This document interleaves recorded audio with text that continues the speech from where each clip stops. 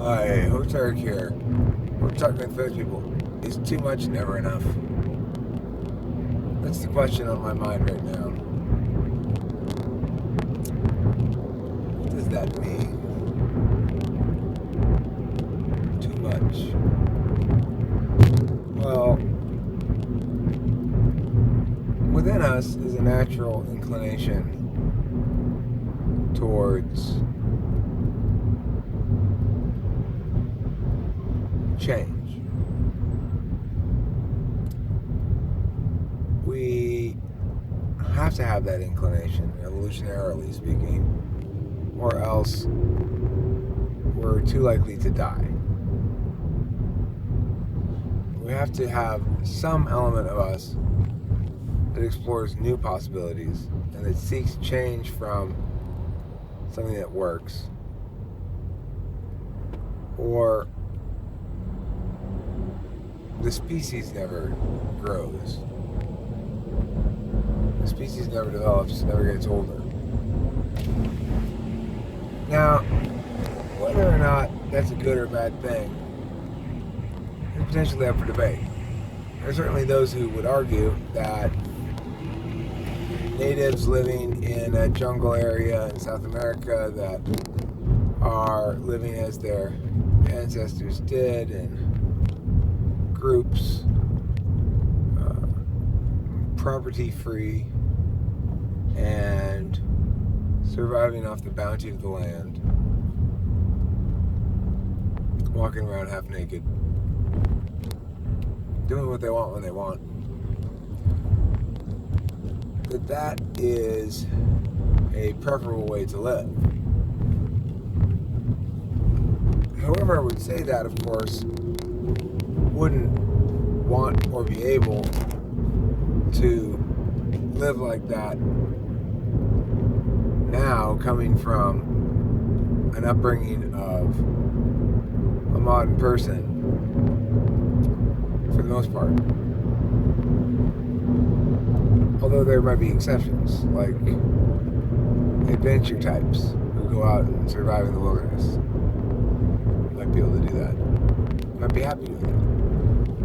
Devoted archaeologists and anthropologists sometimes do that kind of stuff. But in general, those who would advocate in favor of that would not actually prefer that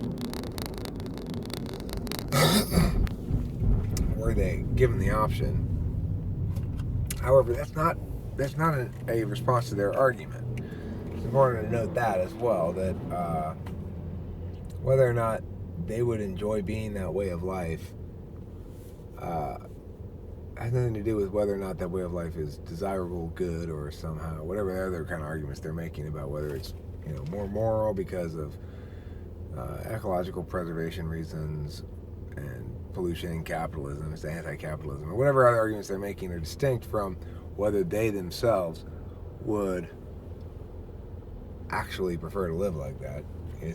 That's kind of irrelevant. So I'm not busting their chops for it. I'm just saying it's a factor to consider to the extent that you're arguing at a policy decision. I mean, it's absurd, of course, to think that there could be some sort of public policy like, okay, everybody, back to being primitive, let's go. Hurry up.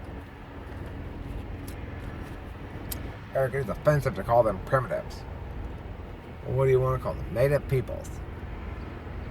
Native peoples, huh? Well, okay, native to what? They're native to the wilderness. Native to the wilderness? What does that mean? It means they're part of nature, unlike you, stupid human. Now you're just being mean, mister. What do you mean I'm being mean? I mean your meanness is meaning that's mean to me. My meanness has meaning that's mean to you. What does that mean? It means my meanness has meaning that's mean to you meanings. Oh, well, why didn't you just say so? Because you're being mean. That's why. Meanie. I'm not a meanie. You're not gonna call me that name, mister. You can call me a lot of names. You can call me a murderer. You can call me a Holocaust advocate. You can call me fan of genocide. You can call me serial rapist, but you can't call me meanie. That's not okay. Wait, I can call you all those other things though?